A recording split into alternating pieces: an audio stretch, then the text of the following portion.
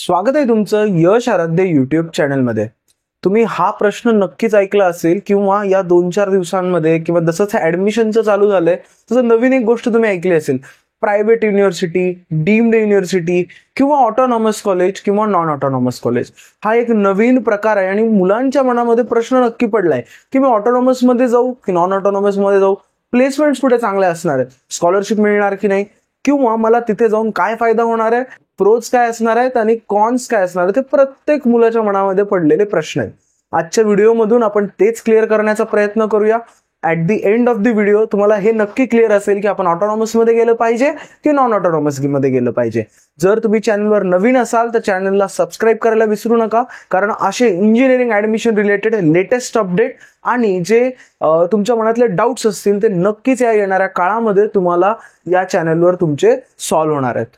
आज आपण बघणार आहोत की ऑटोनॉमस, नॉन ऑटोनॉमस किंवा डीम्ड युनिव्हर्सिटी काय असतं।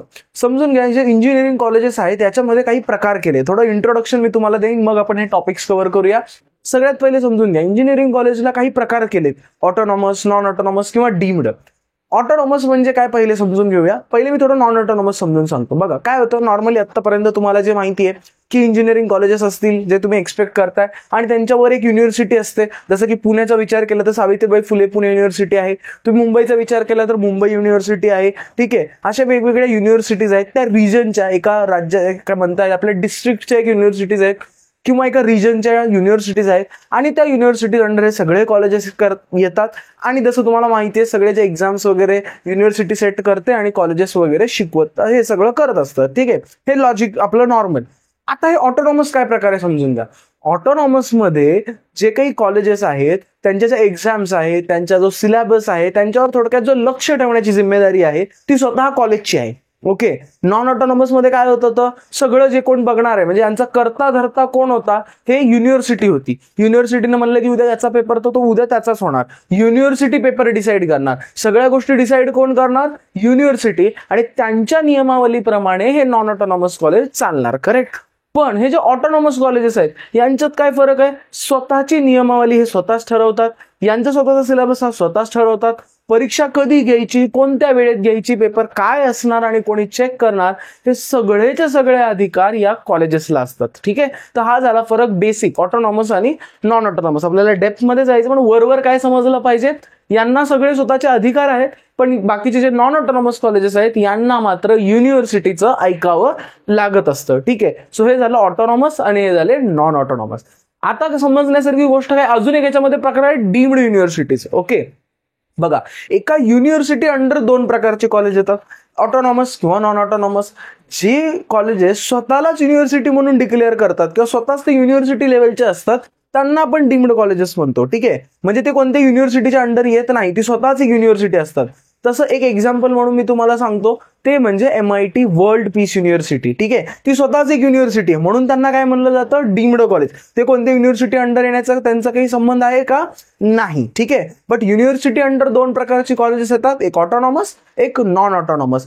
ऑटोनॉमस म्हणजे जसं मी तुम्हाला सांगितलं त्यांना सगळे अधिकार युनिव्हर्सिटीनं बहाल केलेले आहेत, आणि नॉन ऑटोनॉमस म्हणजे युनिव्हर्सिटी जे सांगते त्या प्रकारे त्यांना करावं लागतं। आता डीम्ड युनिव्हर्सिटीचा विषय इथे संपलेला आहे, ठीक आहे। आपल्याकडे फेमस डीम्ड युनिव्हर्सिटी म्हणजे मुंबईला आहे DY पाटील युनिव्हर्सिटी, करेक्ट। तशीच युनिव्हर्सिटी तुम्हाला पुण्यामध्ये MIT ची बघायला भेटते, PCCU युनिव्हर्सिटी वगैरे तुम्हाला बघायला भेटतात, यांच्यात युनिव्हर्सिटीचा काही एक इंटरफेअर नसतो, याला म्हणतो आपण डीम्ड युनिव्हर्सिटी। आता थोडंसं फोकस करूया ऑटोनॉमस आणि नॉन ऑटोनॉमस मध्ये। मी काही पॉइंट्स काढले, त्याच्यावरून आपल्याला ठरवता येईल की कोण जास्त बेटर आहे, ठीक आहे, आणि सगळं कन्फ्युजन तुमचं क्लिअर करेल। सिलेबस एक लक्षात घ्या, यांचा मूळ उद्देश काय होता समजून घेऊया पहिले। नॉन ऑटोनॉमस कॉलेजेस प्रॉब्लेम काय व्हायचा, एका युनिव्हर्सिटी अंडर 100 कॉलेजेस आहेत, ठीक आहे। 100 कॉलेजेसचा सिलेबस, समजा एखादी गोष्ट नवीन आली, AI जशी टेक्नॉलॉजी आली, ठीक आहे, ती नवीन टेक्नॉलॉजी होती। आता अचानक रातोरात सिलेबस बदलणं हे सोपं असतं का, नाही। तेवढे शिक्षक त्या कॉलेजमध्ये असले पाहिजेत, युनिव्हर्सिटी काय म्हणायला म्हणेल उद्यापासून AI शिकवा, पण तेवढे शिक्षक तिथं असले पाहिजेत, सगळ्या गोष्टी एवढ्या 100 कॉलेजेसनी त्याच्यासाठी क्लासरूम क्रिएट केली पाहिजे। हे सगळं क्रिएट करणं एका मोठ्या इन्स्टिट्यूशन साठी खूप डिफिकल्ट असतं, पण तेच एक कॉलेज आहे, एका कॉलेजला 1-2 शिक्षक मिळणं सोपं आहे। म्हणून काय असतं, जे मोठ्या गोष्टी असतात मग त्यांना वेळ लागतो अपडेट होण्यासाठी, करेक्ट। त्याच्यामुळे असा प्रकार व्हायला लागला की सिलेबस थोडेसे जुने व्हायला लागले, ठीक आहे, आणि नवीन नवीन गोष्टी येत राहिल्या, पण त्या सिलेबसमध्ये इन्क्लूड करणं खूप डिफिकल्ट होत चाललं. म्हणून काय केलं, हा एक प्रकार नवीन काढला, त्याला म्हणलं गेलं ऑटोनॉमस.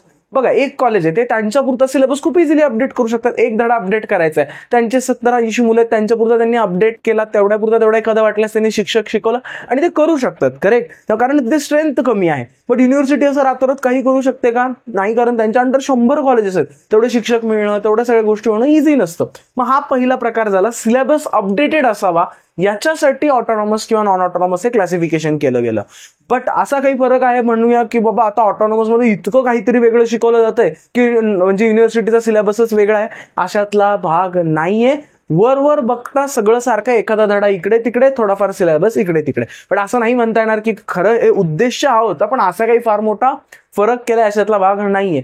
मग दादा जर हे कॉलेजेस स्वतःचीच सिलेबस ठरवत असतील तर मग हे काही टाकू शकतात सिलेबसमध्ये, त्याच्यातलाही भाग नसतो. युनिव्हर्सिटीने त्यांना एक गाईडलाईन पण दिलेली असते की या पद्धतीचं मुलांना आलं पाहिजे, त्याच्यामुळे त्या सेटमध्ये असतं.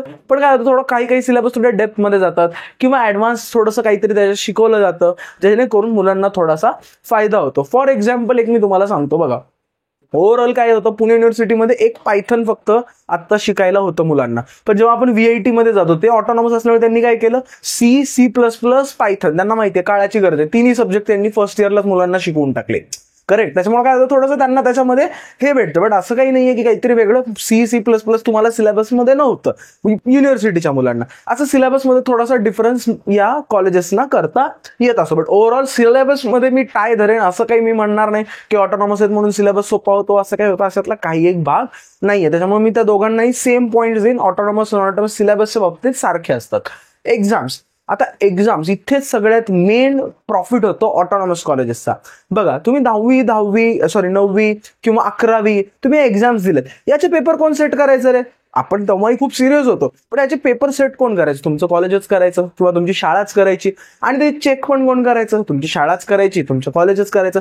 एखाद्याला ठरवलं फेल आहे तरी शाळाच्या आधी हातातलं होतं पेपर पास करणं पटकन. करेक्ट, पण 12वीत असं पॉसिबल होतं का रे? नाही, कारण तुमचं पेपर कोण सेट करणार होता? बोर्ड सेट करणार होतं. चेक कोण करणार होतं? बोर्ड चेक करणार होतं. एक्झाम्स 8वीलाही झाली, 6वीलाही झाली, 7वीलाही झाली, 11वीलाही झाली. पण आपण एवढं बोर्डालाच का महत्व देतो? त्याचं कारण म्हणजे कारण बोर्डाचे पेपर आपल्याला माहित नसतं काय येणार आहे, कोणत्याच कॉलेजला कोणत्याच शाळेला काही माहित नसतं, कोणत्याच शिक्षकाला काही माहित नसतं, आणि पेपर चेक कोण करणार आहे हे पण आपल्याला माहित नसतं. करेक्ट, त्याच्यामुळे त्या बोर्डाला खूप महत्व दिलं जातं, कारण खूपच जास्त त्याच्यामध्ये हे होतं. पण आता हे जे ऑटोनॉमस कॉलेजेस आहेत यांना अधिकार दिलाय की हे स्वतःचे पेपर स्वतः सेट करतात. ठीक आहे, म्हणजे असं होऊ शकतं की एखादा शिक्षक जो तुमच्या ओळखीचा आहे त्यानेच पेपर सेट केलेला असेल, मे बी तुमचा पेपर तुमच्याच वर्गाचा शिक्षक सुद्धा चेक करेल, तर नक्कीच एखादा तुम्हाला त्याच्यामध्ये फ्री हँड थोडासा मिळतो, किंवा एखादा शिक्षक थोडेफार तुम्हाला रिव्हिजन. आता असं होत नसतं की स्वतःच कॉलेज आहे सगळं स्वतःच आहे म्हणून देऊन टाकला पेपर, असं होत नाही. पण ठीक आहे, एखादा शिक्षक काय करू शकतो, थोडे इम्पॉर्टंट क्वेश्चन्स तुम्हाला सांगू शकतो, थोड्याशा फ्री हँड मार्क्स तुम्हाला देऊ शकतो. हा एक्झाम्समध्ये होणारा ऑटोनॉमस कॉलेजेसला थोडासा बेनिफिट असतं किंवा थोडासा फायदा असतो, कारण इथे थोडंसं प्रेडिक्टिबिलिटी वाढते. दुसरी गोष्ट, अजून एक ऑटोनॉमस मध्ये होणारा फायदा म्हणजे, लक्षात घ्या, आता इंजिनिअरिंग म्हणलं की बॅकलॉग झाले. बऱ्याचशा मुलांना 1 बॅकलॉग असतो, 2 बॅकलॉग असतात, 3 बॅकलॉग असतात. ऑल क्लिअर खूप कमी मुलं असतात. 60 मुलांचा वर्ग असेल तर 20च मुलं ऑल क्लिअर असतात. बाकी काही ना काही मुलांना बॅकलॉग्स असतात. मग हे जे बॅकलॉग्स असतात हे क्लिअर करण्यासाठी, लक्षात घ्या, एखादा नॉर्मली युनिव्हर्सिटीमध्ये एक्झाम्स कसं, एक दिवाळीची परीक्षा असते, एक उन्हाळीची परीक्षा असते. करेक्ट, एक दिवाळी एक उन्हाळा, म्हणजे आपण म्हणूया विंटर आणि समर असं त्याला 2 एक्झाम्सची नावं दिलेली असतात. जर समजा विंटरमध्ये, समजा मी इमॅजिन करतो तुमचा मॅथ्स बॅक राहिला किंवा तुम्हाला मॅथ्समध्ये तुम्ही पास नाही झालात, ठीक आहे, मग तुम्हाला समरसाठी वाट बघावं लागतं. 6 महिन्याने तुम्ही तो पेपर देऊ शकता. करेक्ट, मग त्याच्यामध्ये तुम्हाला त्या समरचे 5 सब्जेक्ट पण द्यायचे, त्या सेमिस्टरचे सेकंड सेमिस्टरचे सब्जेक्ट पण द्यायचे, प्लस हा एक बॅकलॉगचा सब्जेक्ट म्हणून तुम्हाला 6 सब्जेक्ट द्यायचे. हे कुठे झालं? नॉन ऑटोनॉमस मध्ये. ऑटोनॉमस मध्ये एक मेकअप एक्झाम नावाचा प्रकार असतो. समजा तुमचा रिझल्ट आल्यानंतर लगेच 20 दिवसानं अजून एकदा ज्या मुलांना बॅकलॉग्स आहेत त्यांच्यासाठी एक्झाम्स ठेवल्या जातात. म्हणजे काय केलं जातं की पटकन तुम्हाला तिथे पास करायची डबल संधी मिळते.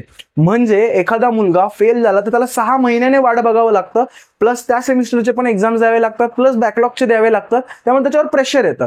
पण ऑटोनॉमस मध्ये काय होतं, तुम्ही एक्झाम दिली, समजा त्याच्यात तुमचा एखादा बॅकलॉग राहिला तर लगेच तुमची 15-20 दिवसांनी एखादी मेकअप एक्झाम घेतली जाते, आणि त्या मेकअप एक्झाम मध्ये तुम्हाला म्हणजे तुम्ही पास होताच, कारण 20 दिवसामध्ये तुम्हाला तो सब्जेक्ट करायचा असतो, थोडासा तुम्हाला थोडा अप्पर हँड पण दिला जातो, बट तुम्हाला तिथे तुम्ही पास होताच. मोस्टली सगळे मुलं पास होतात, एखाद दोन पुन्हा मग शेवटी जायचं तर ते पुढे पण जातात, करेक्ट. बट ओव्हरऑल एक तुम्हाला एक एक्स्ट्रा ऑपॉर्च्युनिटी इथे मिळते, ठीक आहे, मेकअप एक्झाम्समुळे. म्हणून मी काय म्हणेन, ऑटोनॉमस कॉलेजेस थोडेसे या केसमध्ये, एक्झाम्सच्या केसमध्ये तुम्हाला फेवर मिळतो थोडासा. आपण इथे इकडे एक पॉईंट आपण ऑटोनॉमसला देऊ शकतो. आता काहीही डिसाईड करू नका, ठीक आहे. मी ऍट दी एंड जसं जसं आपण पुढे पुढे जाऊ, गोष्टी नोट डाऊन करा डोक्यामध्ये मी काय काय सांगतोय, आणि मग आपण हळूहळू त्यांना कम्पेअर करूया, ठीक आहे. लक्षात आलं ऑटोनॉमसचे फायदे काय आहेत, की एक्झाम्समध्ये नक्कीच थोडासा फायदा होतो, थोडासा काही इम्पॉर्टंट क्वेश्चन्स तुम्हाला कळू शकतात, किंवा मी म्हणेन री एक्झामच्या वेळेस तुम्हाला, मेकअप एक्झामच्या वेळेस खूप तुम्हाला फायदा होतो. अजून एक मी गोष्ट मेन्शन करू इच्छितो, व्हिडिओ थोडा मोठा होतोय बट तुम्हाला कळणं गरजेचं. काय होतं माहिती का, जेव्हा तुमचा एखादा सब्जेक्ट बॅकलॉग राहतो, ठीक आहे, कंपनीज कन्सिडर करतात, ते विचारतात की तुम्ही अख्ख्या इंजिनिअरिंगमध्ये तुमचे बॅकलॉग किती होते, करेक्ट. मग तुम्हाला सांगावंच लागतं, कारण तुम्ही विंटरच्या तुमच्या समरच्या रिझल्टमध्ये दिसतं की याचा हा सब्जेक्ट त्याने एक्स्ट्रा दिलाय, तिथे स्टार येतो, ओके. बट जेव्हा तुम्ही ऑटोनॉमस कॉलेजमध्ये असता, मेकअप एक्झाम मध्ये जरी तुम्ही पास झालात, समजा इकडे फेल झालात बट मेकअप मध्ये पास झालात, तर तो बॅकलॉग कन्सिडर केला जात नाही, तो त्याच सेमिस्टरमध्ये क्लिअर केला जातो, असं ते होतं. त्याच्यामुळे थोडासा तुम्हाला तिथे एक अप्पर हेड मिळतो, ओके, ठीक आहे. एक्झाम्स क्लिअर असेल. आता फीस सगळीकडे सारखी असते. फीस ओव्हरऑल थोडीशी ऑटोनॉमस कॉलेजेसची जास्त असते, बट ओव्हरऑल असं काही म्हणता येणार नाही की बाबा खूपच जास्त आहे किंवा खूपच फरक आहे किंवा नॉन ऑटोनॉमसची कमीच आहे, अशातला भाग नाहीये. बट येस, ऑटोनॉमसची थोडीशी जास्त आहे. For example VIT VIIT पकडूया, 2 lakh रुपये तिथे फीस आहे. MIT आळंदी ऑटोनॉमस कॉलेज आहे, तिथे 2 लाख रुपये फीस आहे. JSPM तातोडे आता ऑटोनॉमस झाले, तिथेही 1,40,000 समवेअर अराउंड फीस आहे. बट नॉन ऑटोनॉमस मध्ये बऱ्यापैकी 1,20,000च्या आतच फीस असते, ठीक आहे. बट फीस मध्ये आपण असं नाही म्हणता की खूप फरक आहे किंवा खूप छोटा आहे. ओव्हरऑल बघता ते सगळं सारखंच आहे. स्कॉलरशिप्स दोन्हीकडे तुम्हाला मिळतात. जर तुम्ही कॅप राऊंड थ्रू जाताय तर तुम्हाला सगळ्यांना त्या स्कॉलरशिप्स असतात. त्याच्यामुळे काही मला ऑटोनॉमस मध्ये गेलो म्हणून असं काही होणार किंवा नॉन ऑटोनॉमस मध्ये स्कॉलरशिप नाही मिळणार, अशातला काही प्रकार नाहीये. तुम्हाला सगळ्यांना सारखंच ट्रीट केलं जाणार आहे. आता मेन मुद्दा येतो प्लेसमेंट्स. दादा, प्लेसमेंट्स ऑटोनॉमस मध्ये होतात का किंवा नॉन ऑटोनॉमस मध्ये होतात का? मी तुम्हाला सांगू, प्लेसमेंट्स ऑटोनॉमस किंवा नॉन ऑटोनॉमस कडे बघून होत नाहीत, प्लेसमेंट या कॉलेजकडे बघून होतात, ठीक आहे. प्लेसमेंट मध्ये ऑटोनॉमस नॉन ऑटोनॉमस हे फॅक्टर जास्त म्हणता येणार नाही की फायदेशीर ठरतात, ठीक आहे. आता मी एक एक्झाम्पल तुम्हाला सांगतो. COEP ऑटोनॉमस इन्स्टिट्यूट आहे, PICT नॉन ऑटोनॉमस इन्स्टिट्यूट आहे, बरोबर. त्याच्या खाली येतं VIT जे की ऑटोनॉमस इन्स्टिट्यूट आहे, पण मध्येच हे PICT आहे, ठीक आहे. हे नॉन ऑटोनॉमस आहे. पुणे युनिव्हर्सिटी अंडर येतं, तरी पण त्याच्या प्लेसमेंट्स ह्या VIT पेक्षा बेटर आहेत आणि म्हणून आपण COEP पेक्षा खाली आहेत. बट म्हणजे याचा अर्थ काय की याच्यावर आपल्याला लक्षात काय येत आहे की ऑटोनॉमस असलं म्हणजे प्लेसमेंट जास्ती किंवा अशातला काही एक लॉजिक नाहीये. ते प्युअरली डिपेंड करतं कॉलेजवर, कोणतं कॉलेज आहे मग त्याच्यावर डिपेंड करतं की त्याचा प्लेसमेंट जास्त असतील किंवा कमी असतील. आता थोडंसं लक्षात आलं, म्हणजे प्लेसमेंटच्या बाबतीत कन्फ्युज व्हायचं नाहीये की प्लेसमेंटचा या फॅक्टरवर काही एक फरक पडत नाही. प्लेसमेंट त्या कॉलेजवर डिपेंड करतं. PICT नॉन ऑटोनॉमस असून सुद्धा टॉपमध्ये येतं, wear as COEP PICT non autonomous असून सुद्धा बेस्ट प्लेसमेंट देतं, चांगलं 10-10 लाखाचे ॲव्हरेज पॅकेज देतं. VIT ऑटोनॉमस असून सुद्धा कमी आहे, किंवा AISSMS JSPM हे बरेचसे कॉलेजेस ऑटोनॉमस आहेत, ठीक आहे, पण तरी सुद्धा यांचं पॅकेज खूप कमी असतं, ॲव्हरेजली 5 पर्यंतचे पॅकेजेस देतात, ठीक आहे. सो ऑटोनॉमस नॉन ऑटोनॉमस आहे, याचा प्लेसमेंटशी काही एक संबंध नाहीये. सो याच्यात तुम्हाला कन्फ्युज व्हायची गरज नाहीये. आता एक कॉन्क्लुजन, फायनल कॉन्क्लुजन, दादा काय केलं पाहिजे हे सगळं तू सांगितलंस, पण मला आता प्रश्न पडलाय की मी करू काय, करेक्ट. मी ऑटोनॉमसलाच घेऊ का दादा, उलटं बरं, इथे एक्झाम्स पटपट होत आहेत, इकडे तुम्ही विचार करा नॉन ऑटोनॉमस आहे पण इकडे प्लेसमेंट्स होत आहेत. थोडंसं आपण एक ओव्हरऑल कन्फ्युजन, मी तुम्हाला घरच्या मोठ्या भावासारखं सांगतो. बघा, सगळ्यात पहिले सगळं सोडून द्या, ओके. ऑटोनॉमस सोडून द्या, नॉन ऑटोनॉमस सोडून द्या, शांत व्हा आणि माझ्याकडे लक्ष देऊन नीट ऐका.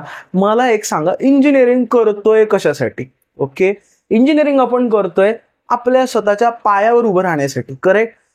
जर त्याला मी अजून थोडंसं क्लासिफाय केलं तर प्लेसमेंटसाठी, करेक्ट. मला एक सांगा, कॅम्पस खूप मोठा असला तर जाताना काही तुमच्या नावाने करणार आहेत का? तिथली एखादी एकर जागा, थोडीशी 1 गुंठाभर जागा? नाही. त्याच्यामुळे कॅम्पस आपल्याला बघून काय उपयोग आहे का? नाही.